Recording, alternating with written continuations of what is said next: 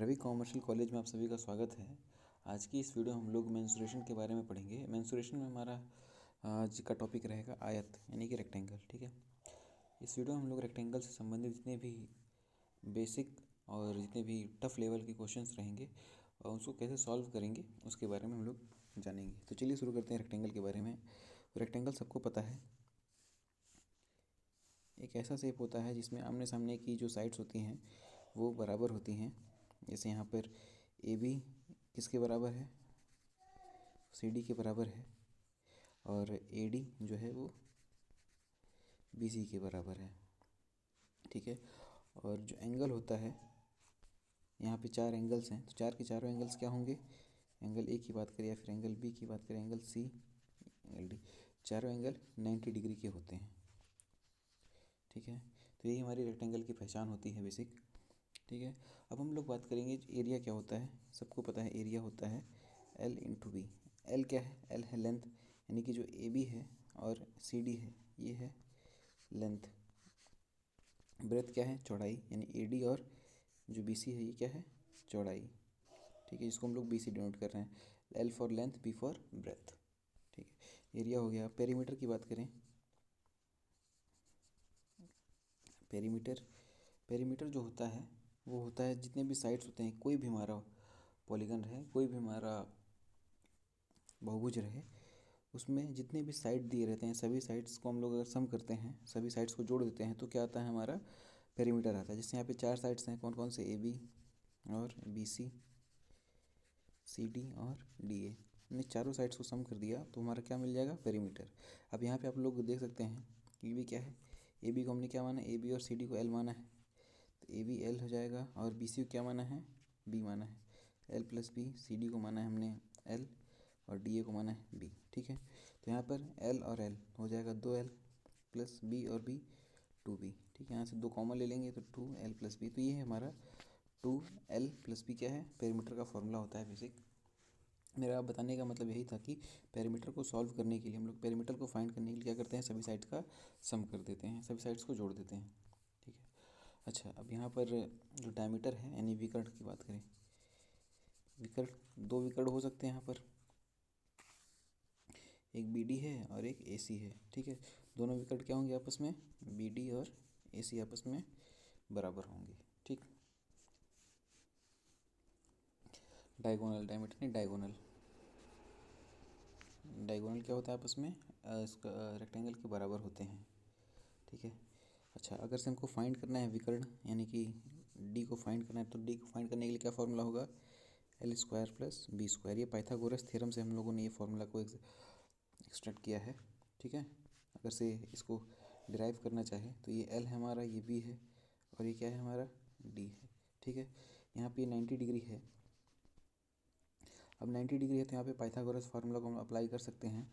D क्या हो गया हमारा, हाइपोटेनस हो गया, बी क्या हो गया हमारा, परपेंडिकुलर, और एल क्या हो गया, बेस हो गया, परपेंडिकुलर हो गया ये, और ये क्या हो गया, हाइपोटेनस हो गया। ठीक है, तो फार्मूला भी क्या होता है हमारा, हाइपोटेनस का स्क्वायर, हाइपोटेनस का square is equals to base का स्क्वायर प्लस हाइट का स्क्वायर या फिर परपेंडिकुलर का स्क्वायर। ठीक है, तो यहाँ से हाइपोटेनस हमारा क्या है, डी है, D square equals to base कितना है, एल स्क्वायर, परपेंडिकुलर कितना है, बी स्क्वायर। ठीक है, तो यहाँ से डी क्या आ जाएगा हमारा, ये स्क्वायर उधर चला जाएगा तो स्क्वायर रूट में कन्वर्ट हो जाएगा। इस तरीके से हम लोग डायमीटर को भी फाइंड कर सकते हैं। ठीक है, अब हम लोग बात करेंगे इंपॉर्टेंट चीज़ पे जिससे हमारा क्वेश्चन बनता है। ठीक है, रास्ते, रेक्टेंगल और स्क्वायर में बेसिक तरीके के ऐसे क्वेश्चन आते हैं रास्तों से संबंधित। तो चलिए देखते हैं, तो रास्ते जो होते हैं वो 5 तरीके से बन सकते हैं किसी भी स्क्वायर या फिर किसी भी रेक्टेंगल में। तो 5 तरीकों की बात करेंगे। पहला ये है, पहला हमारा ए बी सी डी करके एक रेक्टेंगल दे दिया है। ठीक है, और ये एक रास्ता दे दिया है इस तरीके से।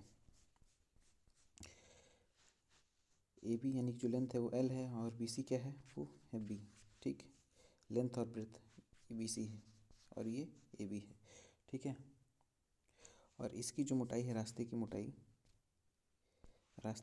दे रखी है एक्स। ठीक है, रास्ते की मोटाई है एक्स, तो रास्ते का क्षेत्रफल क्या हो जाएगा,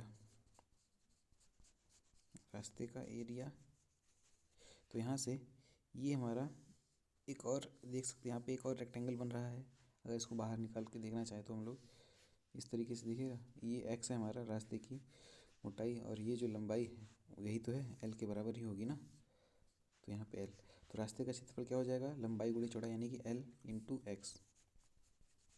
ये क्या हो जाएगा हमारा, रास्ते का क्षेत्रफल हो जाएगा। और सेम इसी तरीके से पहला तो ये हो गया, 5 तरीके के रास्ते होते हैं, पहला मैंने डिस्कस कर लिया।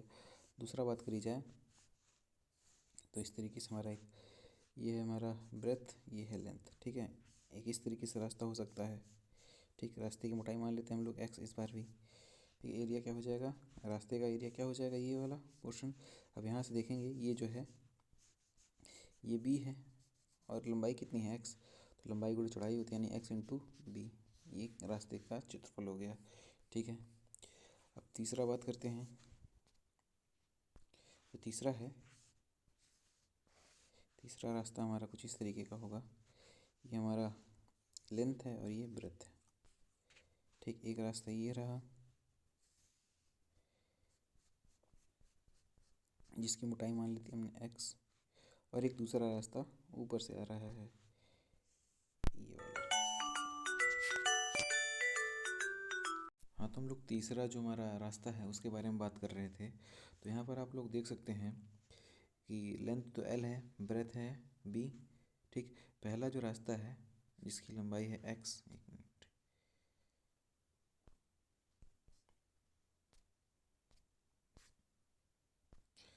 पहला रास्ता जिसकी लंबाई है, जिसकी चौड़ाई है एक्स और लंबाई हमारा जो एल रहेगा वही रहेगा इस प्रकार से,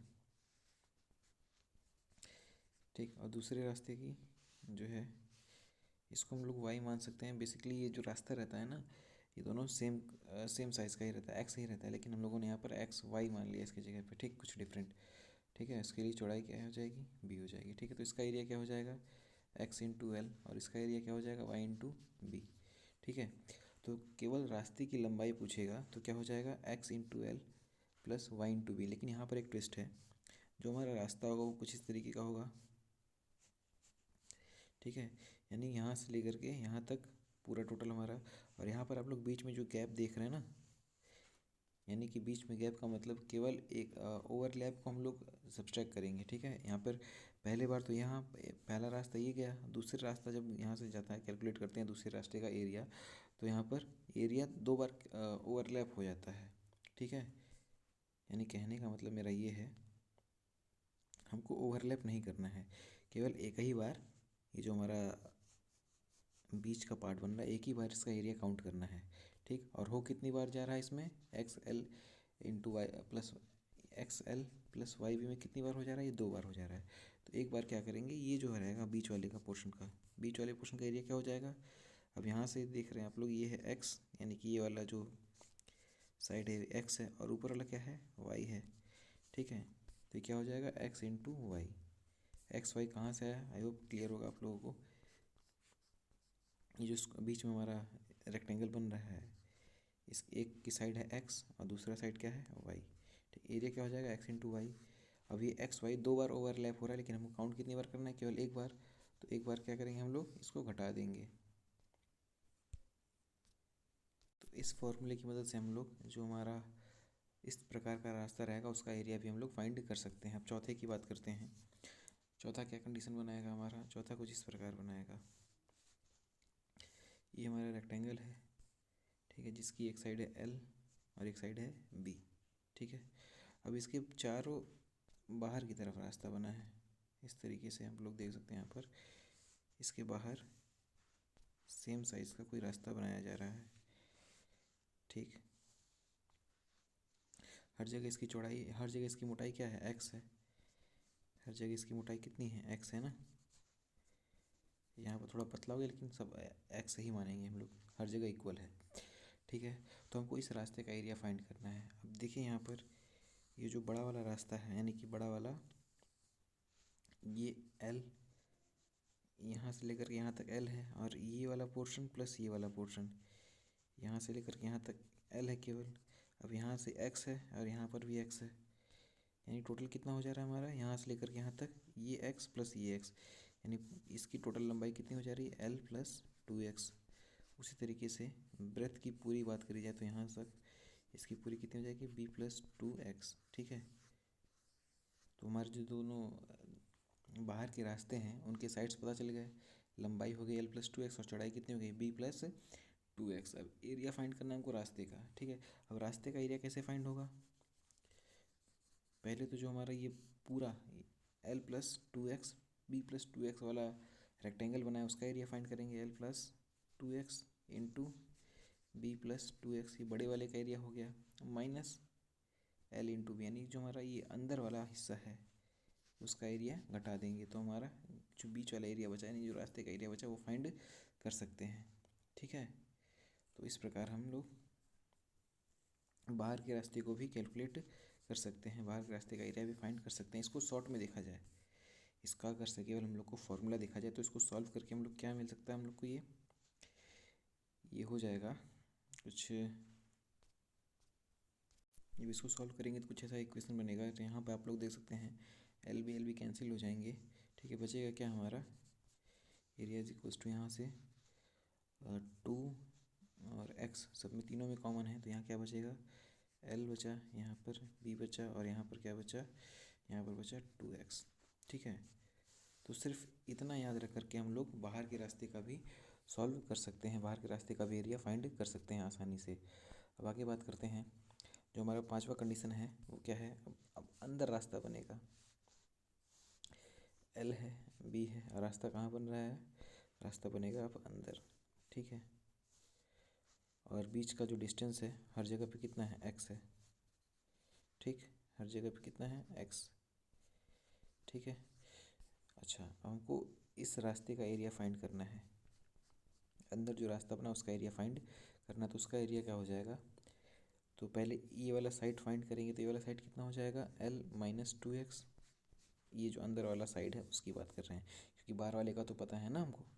और ये वाला क्या हो जाएगा, ब्रेथ कितना हो जाएगा, b-2x। और वही हमारा एरिया क्या हो जाएगा, जो एरिया इन दोनों का l इंटू बी का जो बाहर वाला रेक्टेंगल उसका मल्टीप्लाई करेंगे, यानी बाहर वाले रेक्टेंगल का एरिया निकालेंगे माइनस जो अंदर वाला रेक्टेंगल है उसका एरिया। ठीक है, और जब हम इसको सॉल्व करेंगे तो एरिया क्या आ जाएगा हमारा, इसको सॉल्व करेंगे तो फॉर्मूला बनेगा 2xl+b-2x। ठीक है, इसकी मदद से अगर इस फॉर्मूले को हम लोग डायरेक्ट याद कर लेते हैं तो क्वेश्चन को आसानी से सॉल्व कर सकते हैं। ठीक है, तो रेक्टेंगल से संबंधित इतने फॉर्मूला हमारे लिए काफ़ी रहेंगे और इससे बाहर होना नहीं चाहिए किसी क्वेश्चन को। तो रेक्टेंगल के बाद हम लोग बात करते हैं स्क्वायर के बारे में। स्क्वायर में हम लोग बेसिक फार्मूला को डिस्कस कर लेते हैं। एरिया तो सबको पता ही है, पहले स्क्वायर होता क्या है, स्क्वायर चारों साइड्स बराबर होते हैं। ठीक है, एक साइड ए है तो चार के चारों साइड क्या होंगे, तीनों साइड जो हमारे बचे हुए तीनों साइड है वो ए ही होंगे। और विकर्ण की बात कर ली जाए, विकर्ण पूछता है काफ़ी, तो इसमें विकर्ण क्या होते हैं, विकर्ण बराबर होते हैं, विकर्ण भी क्या होते हैं इसमें बराबर होते हैं। और एक काफ़ी इंपॉर्टेंट पॉइंट, विकर्ण एक दूसरे को 90 डिग्री पे काटते हैं, ये बात भी हम लोग को याद रखनी है। स्क्वायर के और रोम्बस के, स्क्वायर और रोम्बस के जो विकर्ण बनते हैं वो एक दूसरे को 90 डिग्री पे काटते हैं, ये पॉइंट आपको याद रखना है कि स्क्वायर और जो रोम्बस होता है, रोम्बस के डायगोनल क्या करते हैं, एक दूसरे को 90 डिग्री पे काटते हैं, ये पॉइंट हमको याद रखना है।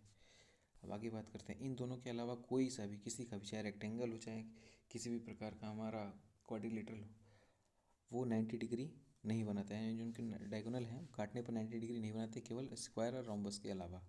ठीक है, और जो विकर्ण है डायगोनल है, डायगोनल का फॉर्मूला हम लोग कैसे फाइंड करेंगे, a² + a², अगर से ए साइड है, साइड यहाँ पर ए है, ठीक है, तो डायगोनल क्या हो जाएगा, ये हमारा हाइपोटेनस हो जाएगा परपेंडिकुलर बेस। ठीक है, डायगोनल का स्क्वायर a² + a²। ठीक है, तो यहाँ से डायगोनल क्या हो जाएगा, d = 2a² हो जाएगा, a² × 2, यानी कि यहाँ से हम लोग a हमारा बाहर आ जाएगा, a√2 क्या हो जाएगा डायगोनल का और डायरेक्ट फार्मूला हो जाएगा। तो इसको हम लोग याद कर लेंगे कि जो स्क्वायर होता है उसका डायगोनल का फार्मूला क्या होता है, a√2। अब बात करते हैं सर्कल की। सर्कल होता है, सर्कल जो होता है, सर्कल में एक सेंटर होता है, सेंटर और जो हमारा सर्कल का बाहरी हिस्सा होता है उनके बीच की दूरी को क्या कहते हैं, रेडियस कहते हैं। इसको बेसिकली हम लोग आर से रिप्रेजेंट करेंगे, ठीक है। अब यहाँ पे जो हम लोग सर्कल पढ़ेंगे वो किसी रेक्टेंगल या फिर किसी स्क्वायर के अंदर का यानी अंतःवृत्त जिसको कहते हैं उसके बारे में पढ़ेंगे। ऐसे हम लोग बना सकते हैं, ये सर्कल है, ये किसी स्क्वायर के अंदर है, ठीक है। तो इसको हम लोग कहेंगे अंतःवृत्त, ठीक है। और त्रिज्या हम लोग अगर ये स्क्वायर है, स्क्वायर के अंदर क्या है, सर्कल है, साइड मान लेते हैं स्क्वायर की ए है, ठीक है। तो रेडियस क्या हो जाएगा, रेडियस हो जाएगा यहाँ से यहाँ तक का रेडियस होता है ना, a/2 हो जाएगा रेडियस, ठीक है। a/2 व्यास जो हमारा डायमीटर होता है वो क्या हो जाएगा, पूरा साइड यानी यहाँ से लेकर के यहाँ तक का जो डिस्टेंस रहेगा वो a होगा, तो रेडियस हमारा अपने आप a/2 हो जाएगा, ठीक। और यही अगर से परिवृत्त की बात करी जाए, ये अंतःवृत्त है, यही अगर से परिवृत्त की बात करी जाए यानी कि स्क्वायर है, स्क्वायर के बाहर वृत्त बना है, तब रेडियस क्या होगा, उस कंडीशन में रेडियस क्या हो जाएगा, उस कंडीशन में जो रेडियस होगा हमारा वो विकर्ण होगा, ठीक है। अगर से इसका साइड ए है तो रेडियस क्या हो जाएगा, विकर्ण, यानी कि दोनों जो बाहरी वृत्त के जो बाहरी पथ हैं उनको मिलाने पर ही हमारा रेडियस बनता है, और विकर्ण को दोनों मिलाएंगे तभी हो पाएगा ऐसा। और विकर्ण का फॉर्मूला क्या होता है, अगर साइड ए दिया है तो विकर्ण क्या हो जाएगा, अभी हम लोगों ने डिस्कस किया a√2, तो रेडियस क्या हो जाएगा a√2/2, क्योंकि ये डायमीटर हो जाएगा ना, डायमीटर क्या होगा हमारा, डायमीटर होगा a√2, यानी यहाँ से लेकर के यहाँ तक के डिस्टेंस को डायमीटर कहते हैं। ये जो यहाँ से यहाँ तक डिस्टेंस है डायमीटर है, रेडियस क्या हो जाएगा a√2/2, यहाँ से r सॉल्व करेंगे तो a/√2 आएगा, ठीक। तो ये त्रिज्या हो गई। तो इस तरीके से हम लोगों ने आज क्या देखा, रेक्टेंगल के बारे में देखा, थोड़ा बहुत स्क्वायर के बारे में देखा, और सबसे इम्पोर्टेंट चीज़ क्या थी, जो रास्तों के बारे में डिस्कशन किया वो। और इन सारी थ्योरी क्लास से संबंधित मैं आगे आने वाली वीडियो में कुछ न्यूमेरिकल लाने की कोशिश करूँगा। तो मिलते हैं अगली वीडियो में, तब तक के लिए थैंक यू सो मच। अगर से आप लोग को ये वीडियो पसंद आई तो प्लीज़ इस वीडियो को लाइक करिए, जितना हो सके शेयर करिए, और अगर से चैनल को सब्सक्राइब नहीं किया तो प्लीज़ चैनल सब्सक्राइब ज़रूर करिए।